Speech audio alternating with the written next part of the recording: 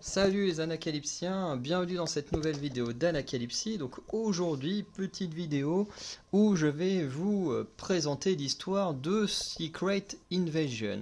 Alors je vais vous présenter l'histoire du comics. Voilà, en plus je l'ai lu ce week-end, donc là on est mardi, j'ai dû lire samedi ou dimanche, enfin bref, j'ai encore à peu près l'histoire en tête. Et du coup je vais vous présenter un peu cette histoire, donc je vais pas entrer trop dans les détails pour ceux qui ne connaissent pas encore le comics ou que ça intéresserait de le lire et tout. Donc je vais pas spoiler de détails, je vais juste raconter un peu les trois grandes phases qu'il y a dans le comics. Ensuite, je vous laisserai voilà, découvrir le comics par vous-même, bien évidemment. Alors, bien sûr, vous pouvez vous demander pourquoi cette vidéo. Eh ben, c'est tout simple. Si je fais cette vidéo, c'est parce que bientôt sur Disney+, donc je crois que c'est au mois de juin, va sortir la série télé Secret Invasion. Bien sûr, la série télé n'aura aucun rapport avec le comics, ce qui est assez logique puisque beaucoup de personnages du comics ne sont pas dans les films ou dans les séries télé. Voilà, ce serait même trop long à mettre en place autant de personnages et ce serait même indigeste dans un film ou une série d'avoir autant de personnages. Même dans le comics, il y en a que tu vois sur une case ou deux et puis c'est tout. Bref, qui sont pas du tout mis en avant. Euh, et du coup, voilà, ça permet en fait d'avoir un peu la version de l'histoire du comics et plus tard sur la chaîne cinéma, vous aurez mes reviews à chaque épisode de la série télé Secret Invasion. Voilà, et je pense que je mettrai aussi mes reviews de la série télé ici parce qu'en soi c'est une adaptation quand même du comics, même si je pense qu'il n'y aura pas tant de liens que ça avec le comics.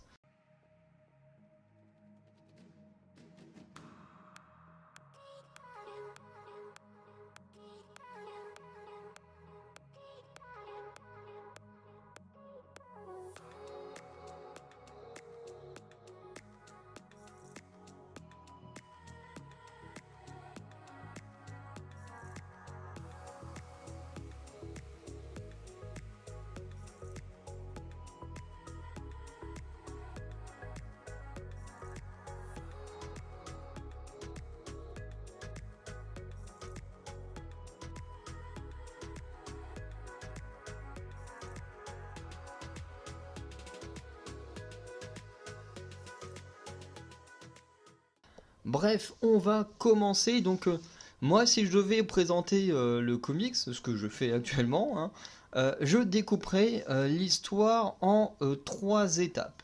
La première étape, c'est du coup la partie invasion et un peu, comment dire, on met de l'incertitude, voilà, dans l'esprit des gens.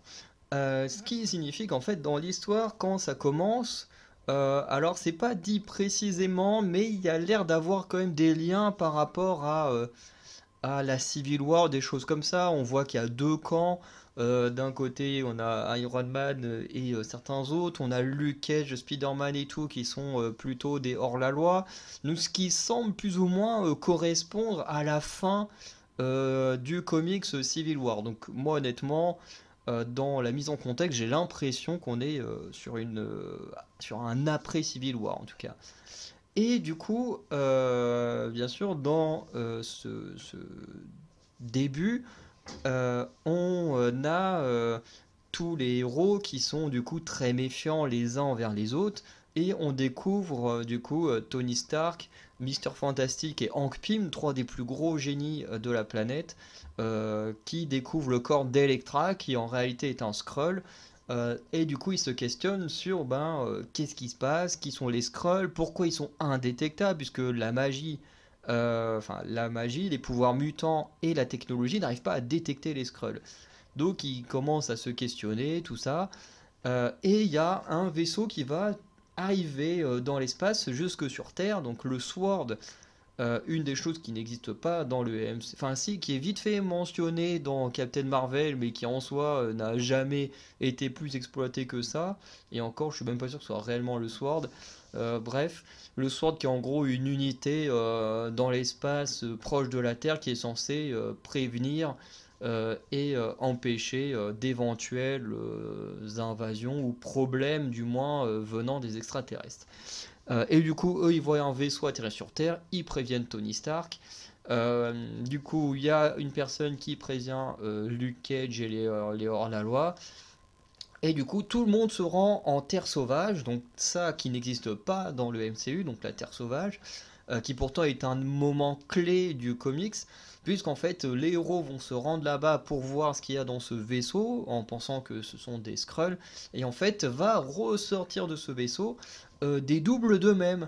En fait, voilà, il y a un double de Wolverine, un double de Luke Cage, un double de Spider-Man. Il y a aussi des personnages qui ont disparu depuis longtemps, comme par exemple l'oiseau moqueur. Voilà, plein de choses comme ça. Et on découvre même que les Skrulls ont, d'une certaine manière, un accès à la mémoire des personnes dont ils prennent la forme. J'expliquerai pas comment, parce que sinon ça spoilerait des détails du comics, mais ils ont trouvé un moyen, en fait, les Skrulls, d'avoir accès à la mémoire euh, des héros dont ils prennent la forme, ce qui permet, par exemple, à une des Skrulls de réussir à passer un test. Vous savez, c'est un peu comme dans Harry Potter 7, où ils sont là en train de se poser des questions, que seuls eux connaissent la réponse pour savoir si la personne est bien elle-même. Ben là, c'est un peu pareil. Il y a un héros qui va poser une question à celle qui est censée être sa femme, chose que seul lui et sa femme sont censés être au courant. Le Skrull va répondre ce qu'attend le héros, et du coup on découvre comme ça que les Skrulls ont accès à la mémoire des gens, donc ils sont vraiment ultra pétés. Et en plus on apprend qu'au combat ils sont quand même vachement forts, alors ça dépend pour qui, hein, parce que pour Thor les Skrulls c'est du pipi de chat, mais pour beaucoup de héros il faut qu'ils s'y prennent à plusieurs pour battre un Skrull, donc ce sont vraiment des créatures hyper balèzes, quoi. C'est pas les trucs tout merdiques qu'on a dans le MCU, parce que je suis désolé, les Skrulls du MCU, de ce qu'on a vu pour l'instant, c'est un peu de la merde, hein, comparé à leur version comics, ou quand tu vois le Super Skrull qui est vachement cool. Bref, ce qu'on a là, c'est vraiment pas dingue. Bref, on verra ce que ça donne dans la série, hein, mais pour l'instant, c'est pas dingue les Skrulls qu'on a eu. Comme les cris, hein, les cris sont beaucoup plus intéressants dans les comics que les cris qu'on a eu dans les Gardiens de la Galaxie, par exemple.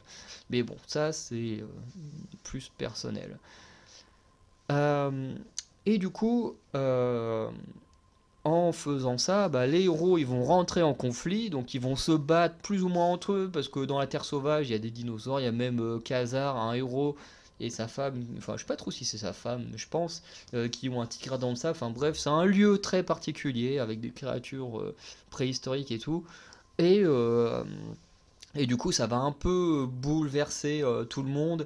Les gens, ils vont du coup être dispersés, vont essayer de s'affronter, essayer de découvrir qui sont des Skrulls, qui n'en sont pas. Certains qui vont juste tirer à vue ou attaquer à vue. Bref, c'est un gros bordel dans la Terre sauvage. Iron Man va être neutralisé, parce que le principe également de cette première partie, c'est de neutraliser les personnes qui peuvent être problématiques. Et notamment, Iron Man va être neutralisé. En neutralisant Iron Man, ils vont également neutraliser toute la technologie du monde, l'internet et tout ça. Et ils vont également neutraliser Mister Fantastic, parce que Mister Fantastic a découvert comment repérer les Skrulls. Et du coup, il se fait neutraliser également. Donc ça, c'est plus ou moins la première partie qui est un peu longue, mais qui est quand même hyper intéressante. La deuxième partie, c'est ce que j'appellerais la prise de pouvoir des Skrulls, puisque tout simplement, en fait, cette technique en fait, de faire tomber un vaisseau dans la Terre sauvage et d'envoyer les héros dans la Terre sauvage, en fait, c'était une façon de faire en sorte que les héros ne soient pas disponibles ailleurs. Ce qui fait que ben, les Skrulls ils vont en profiter pour attaquer le reste du pays, hein. On va surtout les voir attaquer les États-Unis, hein, comme d'habitude, hein. Le monde, c'est les États-Unis dans les comics. Enfin, même s'il y a quand même des histoires en Grande-Bretagne avec Excalibur, l'équipe de Captain Britain et tout, mais bon, dans la globalité, hein, le monde, ça reste les États-Unis. Euh, Mais du coup, ils vont attaquer tout ça, ils vont prendre le contrôle de New York, on va les voir combattre des mutants, on va les voir aussi au Wakanda, je crois. Bref, ils vont essayer d'être un peu partout, de prendre le contrôle du monde. Euh, on va avoir plusieurs équipes affronter les Skrulls, mettre en difficulté. On va avoir notamment les New Avengers, voilà, avec tous ces petits héros qu'on voit actuellement petit à petit dans les séries télé. On a Wiccan et Speed, voilà, les enfants de la sorcière rouge. On a Hulking, mais Hulking, lui, n'est pas encore apparu dans les films ou séries. On le verra peut-être sa préapparition dans, euh, dans Secret Invasion. Pareil pour Novar, peut-être que Novar fera sa première apparition dedans, donc qui est aussi appelé Marvel Boy un peu plus tard. On a également, merde, comment il s'appelle, Kate Bishop, la nouvelle Hawkeye. On a Stature, donc la fille de Scott Lang. Bref, on a tous ces héros, dont la plupart, on a le Patriote également, qu'on a vu dans Winter Soldier et enfin Faucon et Winter Soldier. Bref, on a aussi une équipe du Shield menée par Nick Fury. Enfin bref, on a pas mal de personnes comme ça. Euh, et du coup, eux, ils vont avoir du mal forcément à affronter les Skrulls. Du coup, ils vont devoir se replier. On a même Nick Fury qui va attaquer Miss Marvel, du coup, qui va se faire battre par les Skrulls parce que, bah, encore une fois, on ne peut avoir confiance en personne. Donc, Nick Fury va juste récupérer les New Avengers qui se sont fait poutrer et s'enfuir avec. Et on a également la présence des Thunderbolts menés par Norman Osborn aussi dans leur coin. On a également Hood, un super vilain aussi, il va réunir pas mal de gens également, mais qui attend le bon moment quand même pour aller à l'affrontement.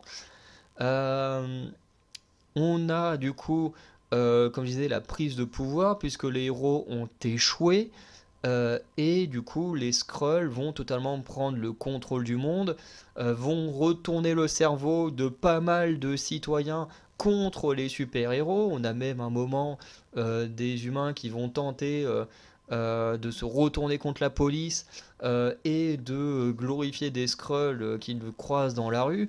Bref, c'est devenu tout un bordel. Les héros sont devenus un peu détestés, sont devenus des outils de propagande des gouvernements. Bref, ils deviennent ultra détestés. Les Skrulls, vu leur discours de propagande, deviennent ultra aimés. Enfin voilà, ils ont plus ou moins réussi leur prise de pouvoir, même si les super-héros n'ont pas dit leur dernier mot.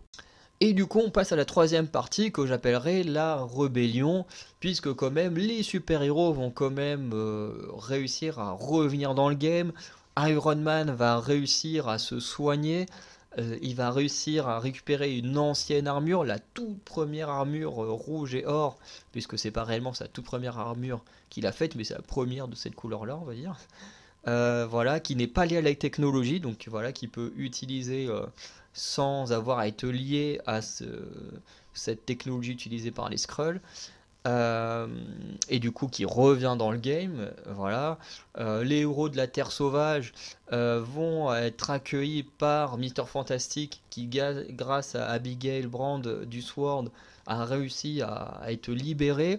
Donc il va créer cet engin qui permet de voir qui sont des Skrulls, qui n'en sont pas. Voilà, je ne dirais pas quel héros ou héroïne avait pris la forme l'impératrice des Skrulls. Enfin, une sorte d'impératrice, parce que voilà, on apprend pas mal de choses, mais je veux pas trop rentrer dans les détails pour pas trop spoiler de détails. Mais voilà, en cas Mister Fantastic et Iron Man reviennent dans le game, ce qui donne un renouveau, puisque forcément ils vont pouvoir se débarrasser des Skrulls de la Terre sauvage, ce qui veut dire que ils vont pouvoir retourner du coup en ville où il y a eu l'invasion. Notamment, forcément, ça va pousser également Nick Fury, les New Avengers et tout ce groupe-là à revenir dans le combat, et ça va également pousser les super vilains également à rentrer dans le combat pour aider les super-héros à sauver la planète. Parce que oui, c'est un comics où les héros et les vilains vont s'entraider sur la grande bataille finale pour éliminer les Skrulls. Et du coup, c'est un moment qui est vraiment génial. J'aime beaucoup cette bataille et tout. Forcément, les héros vont finir par l'emporter. Et quand je dis les héros, je parle des héros et des vilains. Et un personnage très particulier va tuer l'impératrice, chose qui fait que les Skrulls vont se rendre. Voilà, c'est plutôt logique, hein, c'est un comics de super-héros, c'est toujours les super-héros qui gagnent. Euh, et ce personnage, en fait, va permettre au gouvernement de destituer Iron Man, voilà, les Avengers, l'initiative, euh, les Thunderbolts, le Shield, tout ça va rentrer en possession de cet homme qui a tué l'impératrice Skrull, dont je ne dirai pas le nom, hein, voilà, pour pas vous spoiler. Tout ce que je peux dire, c'est que cet homme n'est pas sain, c'est pas quelqu'un de sain. Mais en tout cas, il a réussi à prendre le contrôle du monde, hein, globalement. Il prend le contrôle des Avengers, il prend le contrôle du Shield, des Thunderbolts, de l'initiative. Thunderbolts qui deviendront d'ailleurs les Dark Avengers. Voilà. Et, euh, et c'est plus ou moins comme ça que se termine le comics, avec Iron Man qui se fait destituer de son pouvoir, hein, du piédestal sur lequel il était. Donc voilà un petit peu l'histoire de Secret Invasion, donc qui n'a rien à voir avec les bandes annonces qui sont sorties récemment, qui n'a rien à voir avec l'histoire. Alors certes, il y a Nick Fury qui est présent, mais déjà, il n'y a pas ce côté Skrull contre Skrull. Là où dans... Enfin si, il y a quand même Hulking qui est à moitié Skrull et je sais plus c'est quoi son autre moitié.